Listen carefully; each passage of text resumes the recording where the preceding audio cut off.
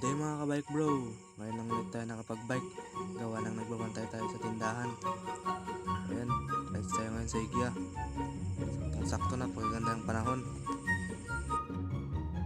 So ayan, dito na tayo kila Samuel. Ayan, release na siya. Ayan si Dion, kasama namin.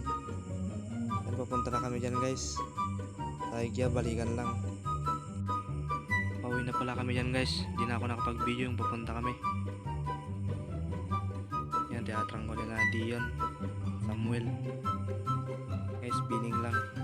Pero pagdating sa Kataw, kakargaan nila yan. Hindi ako nakapag-video nun guys, pero kumalas tayo doon.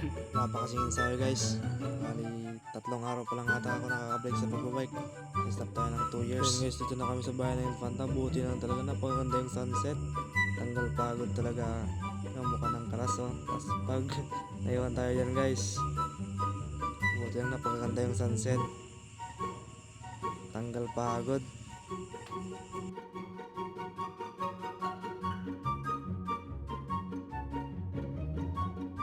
Hanggat dito na lang guys. Bye bye.